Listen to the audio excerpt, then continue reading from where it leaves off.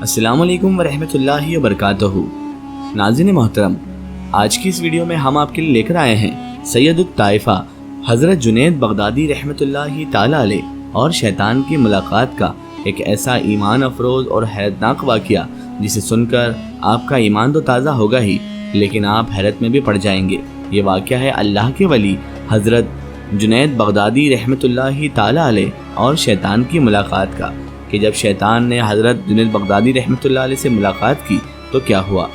تو میری آپ سے اتنی سی گزارش ہے کہ اس واقعے کو مکمل طریقے سے سمجھنے کے لیے اس ویڈیو کو مکمل اینڈ تک ضرور دیکھیے گا، اور اگر ابھی تک آپ نے ہمارے چینل کو سبسکرائب نہیں کیا ہے تو اسے بھی سبسکرائب کر دیجئے اور پاس میں دیے گئے بیل آئیکن پر بھی کلک کر دیجئے تاکہ آنے والی ہر نئی ویڈیو کی نوٹیفیکیشن آپ تک پہنچتی رہے۔ ناظرین محترم، بچپن ہی سے آپ حضرت جنید بغدادی رحمۃ اللہ تعالیٰ علیہ کو بلند مراتب یعنی بڑے اعلیٰ و افضل مقام اور مراتب حاصل ہوتے رہے۔ ایک مرتبہ مکتب یعنی مدرسے سے واپسی پر آپ حضرت جنید بغدادی رحمۃ اللہ علیہ نے دیکھا کہ آپ کے والد برسر راہ رو رہے ہیں۔ آپ حضرت جنید بغدادی رحمۃ اللہ علیہ اس وقت کم عمر میں تھے۔ آپ اپنے والد گرامی کے پاس پہنچے اور ان سے وجہ پوچھی کہ ابا جان آپ کیوں رو رہے ہیں؟ تو حضرت جنید بغدادی رحمۃ اللہ تعالیٰ علیہ کے والد گرامی نے فرمایا، اے میرے فرزند، اے میرے بیٹے، میرے رونے کا سبب یہ ہے کہ آج میں نے تمہارے ماموں کو مال زکوٰۃ میں سے کچھ درہم بھیجے تھے، لیکن انہوں نے لینے سے انکار کر دیا، اور آج مجھے یہ احساس ہو رہا ہے کہ میں نے اپنی زندگی ایسے مال کے حصول میں صرف کر دی جس کو خدا کے نیک دوست بھی پسند نہیں کرتے، خدا کے دوست جس کو قبول نہیں کرتے۔ چنانچہ حضرت جنید بغدادی رحمۃ اللہ علیہ نے اپنے والد سے 2 درہم لے کر اپنے ماموں کے یہاں پہنچ کر آواز دی، اور جب اندر سے پوچھا گیا کہ کون ہے تو آپ نے عرض کیا کہ جنید ہوں، آپ کے لیے زکوٰۃ کی رقم لے کر آیا ہوں، لیکن انہوں نے پھر انکار کر دیا، جس پر حضرت جنید بغدادی رحمۃ اللہ علیہ نے کہا کہ قسم ہے اس ذات کی جس نے آپ کے اوپر فضل اور میرے والد کے ساتھ عدل کیا ہے، اب آپ کو اختیار ہے کہ یہ رقم لیں یا نہ لیں، کیونکہ میرے والد کے لیے جو حکم تھا کہ حقدار کو زکوٰۃ پیش کرو وہ انہوں نے پورا کر دیا۔ یہ بات سن کر حضرت سر سختی رحمۃ اللہ علیہ نے دروازہ کھول کر فرمایا کہ رقم سے پہلے میں تجھے قبول کرتا ہوں۔ چنانچہ اسی دن سے آپ حضرت جنید بغدادی رحمۃ اللہ علیہ اپنے ماموں جان حضرت سر سختی رحمۃ اللہ تعالیٰ علیہ کی خدمت میں رہنے لگے۔ ابو القاسم حضرت جنید بغدادی رحمۃ اللہ علیہ فرماتے ہیں کہ میں نے اپنے پیر و مرشد اور اپنے ماموں جان یعنی حضرت سر سختی رحمۃ اللہ تعالیٰ علیہ سے وہ منزلت حاصل کی اور وہ فیض حاصل کیا جو اس جہان میں مجھے کہیں نہیں ملتا۔ میرے پیر و مرشد نے مجھے اتنا نوازا کہ ایسے مقام پر فائز کر دیا کہ لوگ جوگ در جوگ آ کر مجھ سے ملنے لگے اور میری عزت و تکریم کرنے لگے۔ ناظرین محترم، حضرت جنید بغدادی رحمۃ اللہ تعالیٰ علیہ کے پیر و مرشد اور ان کے ماموں حضرت سر سختی رحمۃ اللہ علیہ اللہ تبارک و تعالیٰ کے نیک اور برگزیدہ بندے تھے۔ آپ حضرت رحمۃ اللہ تعالیٰ علیہ بڑے ہی اعلیٰ درجے کے پائے کے کامل ولی گزرے ہیں۔ آپ رحمۃ اللہ علیہ نے حضرت جنید بغدادی رحمۃ اللہ علیہ کو اتنا نوازا کہ انہیں ایسے مقام پر اللہ تبارک و تعالیٰ نے فائز کر دیا جہاں کوئی اور نہ پہنچ سکا۔ حضرت جنید بغدادی رحمۃ اللہ علیہ خود بیان فرماتے ہیں کہ مجھے ابلیس کو دیکھنے کا ایک مرتبہ شوق پیدا ہو گیا۔ جب میں یہ سوچ رہا تھا کہ میں ابلیس سے کیوں نہ ملاقات کروں، اور ابلیس کو دیکھنے کا شوق میرے دل میں جب بڑھتا گیا تو ایک روز میں مسجد کے دروازے پر کھڑا ہوا تھا۔ میرے دل میں خیال آیا کہ اگر شیطان سے ابلیس سے میری ملاقات ہو جائے تو ایک اس سے سوال ضرور کروں گا، اور انہوں نے ایک دن اللہ سے دعا بھی کر دی کہ اے اللہ کبھی شیطان سے ملاقات کرا دے تاکہ اس سے سوال کر لوں۔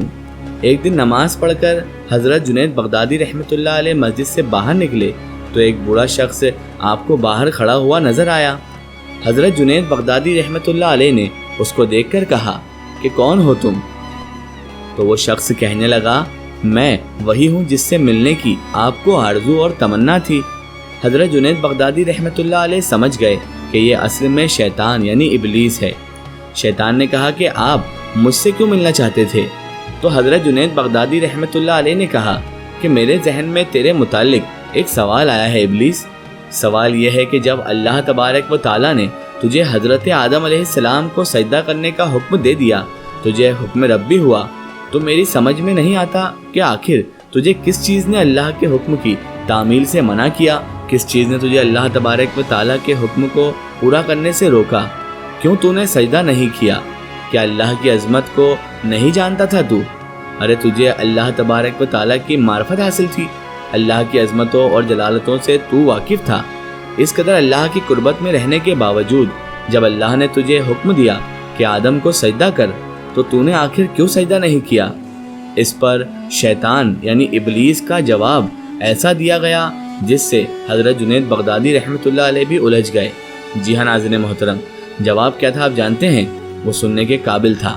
اس کے جواب نے کچھ دیر کے لیے حضرت جنید بغدادی رحمۃ اللہ علیہ کے ہوش اڑا دیے۔ ابلیس نے حضرت جنید بغدادی سے کہا کہ جنید، آپ جیسا توحید پرست آدمی اور یہ مشرکانہ سوال؟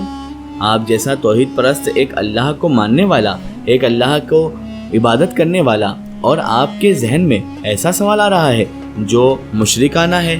یہ سوال کہ میں نے غیر اللہ کو سجدہ کیوں نہیں کیا؟ کہنے لگا کہ آدم تو غیر خدا تھے، خدا تو نہیں تھے نا، میں غیر اللہ کو کیوں کر سجدہ کر لیتا؟ آپ جیسا توحید پرست آدمی اے جنید ایسا مشرکانہ سوال مجھ سے کیسے کر رہا ہے؟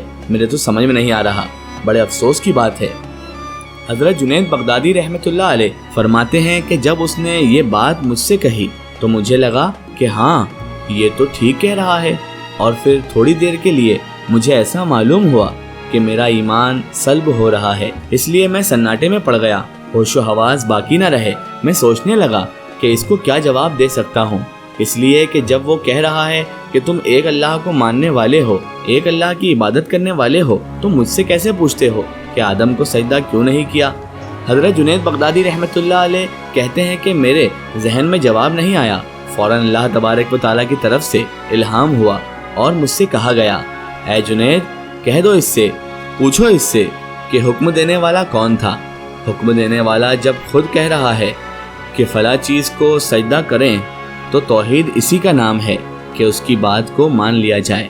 حضرت جنید بغدادی رحمۃ اللہ علیہ فرماتے ہیں کہ اس الہام کے بعد میرا ایمان برقرار رہا، اور نہ تو مجھے ایسا معلوم ہوا کہ میرے ایمان میں تزلزل پیدا ہو گیا ہے۔ ناظرین محترم، یہ ہوتی ہے شیطان کی مکاری اور عیاری۔ نہ ولیوں کو چھوڑا، نہ غوث کتب کو، نہ ابدالوں کو چھوڑا، نہ ہی انبیاء کرام کو چھوڑا۔ غور کرو کہ شیطان باتوں اور چیزوں کو کس طرح مزین کرتا ہے اور گمراہ کرنے کی کوشش کرتا ہے۔